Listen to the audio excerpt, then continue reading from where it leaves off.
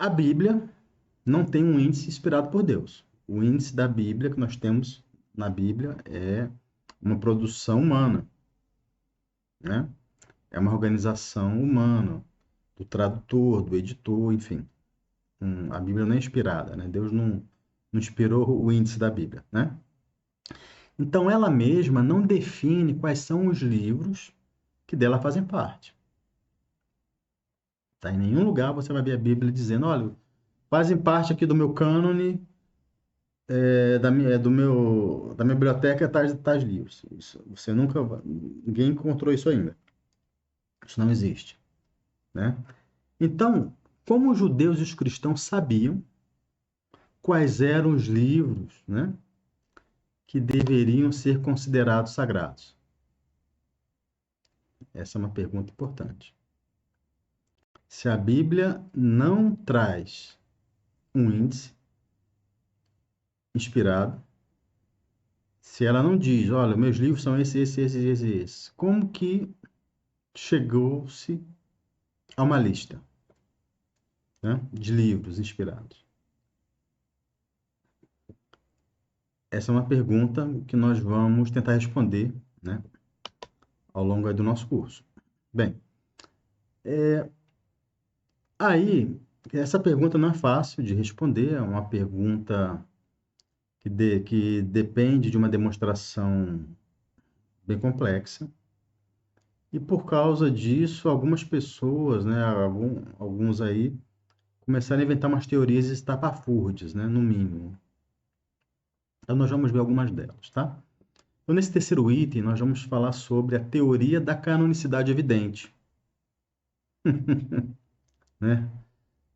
Já ouvi muito sobre isso aí em debates entre católicos e protestantes, sobre essa teoria da canonicidade evidente, né? É, é claro que essa é uma teoria de origem protestante, né? Ela diz o seguinte: bem, algo é evidente, né, quando a verdade a qual a coisa se refere não necessita de demonstração. Aí, aquilo é evidente.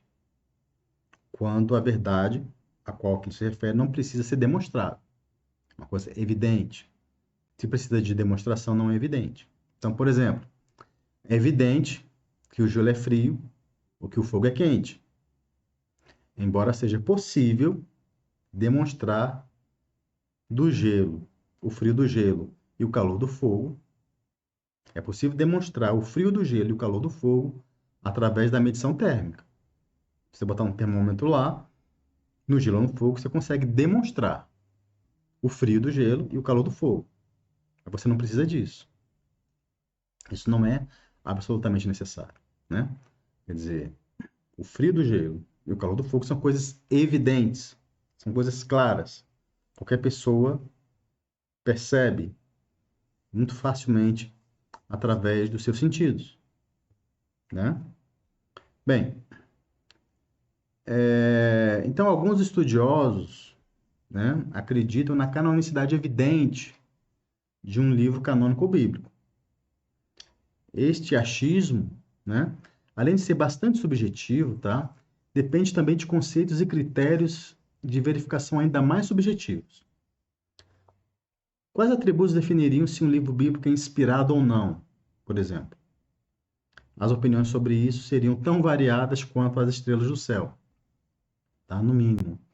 Obviamente que atualmente todos os cristãos creem que o livro dos Cânticos, que o livro do Cântico dos Cânticos é inspirado. Mas sempre foi assim, né? Será que essa canonicidade nunca foi discutida? O que há nele para considerarmos a sua inspiração divina evidente? Se você pegar o livro de Cântico dos Cânticos e ler, você consegue perceber que que a sua inspiração divina é evidente, né? Bem, nenhum autor dos livros do Novo Testamento diz ter escrito sob o impulso do Espírito Santo, né? Exceto São João, ao escrever o Apocalipse. Ademais, ainda que cada livro da Bíblia começasse com a frase "Este livro é inspirado por Deus", isso simplesmente não provaria nada, né? Então, nós temos alguns exemplos de livros que são assim. O Alcorão diz ser inspirado por Deus, assim como o livro do Mórmon e vários livros de religiões orientais, né? Ainda os livros da Mary Baker Eddy, fundadora da ciência cristã, e de Ellen White, fundadora do Adventismo do Sétimo Dia, se proclamam inspirados e muitos cristãos os rejeitam como tal, né? Posso concluir, então, que o fato de um escrito atribuir a si qualidade de inspiração divina não quer dizer que seja assim na realidade. Um outro exemplo, o livro de Números. Eu citei Cântico dos Cânticos, mas temos Números também. Pega o livro de Números. Você lê o livro de Números, ali você percebe que é uma inspiração divina, será? É evidente isso? Complicado, né? É uma teoria muito questionada, muito questionada. Por essas duas razões. Porque nós temos livros que são inspirados e a sua inspiração não é evidente, e temos livros que dizem que são inspirados e muitos cristãos não acreditam neles, não os recebem assim dessa forma, né? Então essa teoria ela não é muito útil, né? Bem, no tópico 4 nós vamos falar de uma outra teoria, tá? Que é a teoria da inspiração causada. Bem, é uma outra teoria nada objetiva, né? Que é a que diz que um livro pode ser considerado inspirado por Deus porque inspira o crente. Ele é inspirado porque ele inspira. Basicamente é isso, tá? Ora, note que há muitos escritos religiosos antigos que certamente são muito inspirativos, né? Muito inspiradores, né? Do que muitos textos do Antigo Testamento, certo? E será que com esse critério podemos afirmar que o livro de Números é inspirado? Você lê o livro de Números, ele te inspira alguma coisa, né? Então, é inspirado por quem inspira, também é uma outra teoria bem duvidosa, né? Bem difícil de levar a sério, tá? Mas são esforços vãos, né? Pueris até, de se tentar chegar a uma explicação, né? Para por que que a lista de livros sagrados se chegou ao que chegou, né? Bem, existe uma outra teoria, tá? Que é a que nós vamos falar aqui no tópico 5 da nossa aula, que é a teoria de que um livro inspirado indica outro. Então, por exemplo, eu tenho um livro que é inspirado, porque eu tenho certeza que ele é inspirado, e ele fala de outro. Aí eu sei que esse outro é inspirado, porque o outro falou. Isso faz sentido? Vamos ver. Alguns ainda acreditam que, através dos livros consensualmente aceitos, cuja canonicidade não é contestada, é possível identificar outros livros. Essa proposta pode nos fornecer pistas importantes, mas não é suficiente, tá? Por exemplo, em Lucas 24, 27 e João 10, 34, aparecem expressões como lei, profetas e salmos, todas relacionadas ao conceito de escritura sagrada. A expressão profetas abrangeria quais livros? Datados da mesma época dos profetas, existe uma variedade de outros livros cuja autoria é atribuída aos antigos profetas do Antigo Testamento, mas não entraram para o cânon bíblico, né? E quanto aos salmos, existe um livro chamado Salmo 151, que é considerado canônico apenas pelas igrejas ortodoxas. E o que dizer sobre a canonicidade dos livros de Provérbios, Eclesiastes, Ruth, 1º e 2º Samuel, 1º e 2º Reis e Josué? Eles fariam parte de qual grupo? Da lei, dos profetas ou dos salmos? algum deles é mencionado por outro livro comumente aceito?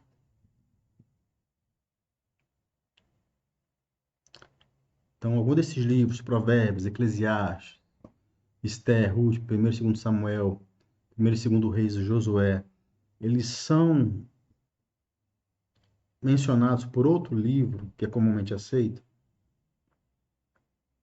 para dizermos que eles são inspirados, já que eles não estão no grupo de profetas, lei, profetas e salmos.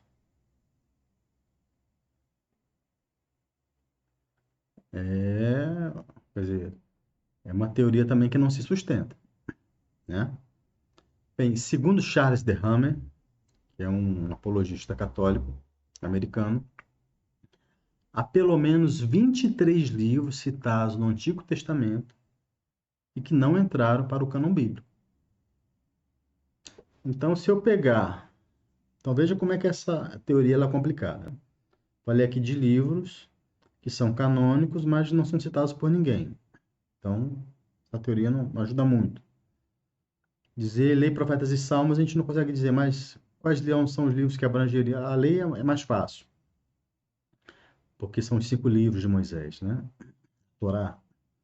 Mas quais são os livros que abrangeriam os profetas e os salmos, né?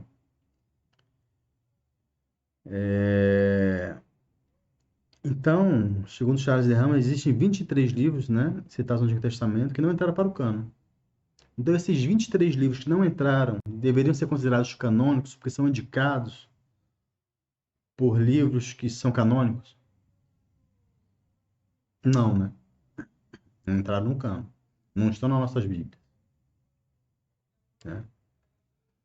Em 2 Pedro 3,16, São Pedro considera as epístolas de São Paulo como escrituras, né? Mas qual delas? O Novo Testamento refere-se aos livros Ascensão de Moisés, lá em Judas 1:9. E o livro de Enoque, também é mencionado lá em Judas 1:14, que também não entraram no cânon. Então, dizer que um livro canônico pode indicar um livro é canônico porque é indicado por outro que realmente é canônico, que não há dúvida sobre isso, não quer dizer nada. Não quer dizer nada. Todas essas teorias são teorias inconsistentes, né? Elas não se sustentam ao mínimo exame, à mínima prova, tá? Bem, então, como é que se chegou, né? Se a Bíblia não fala, se ela mesma não indica quais são os livros que deveriam fazer parte dela. Se o fato de um livro sagrado mencionar outro, isso não quer dizer nada, necessariamente. Como que se chegou à lista dos livros que compõem a Bíblia?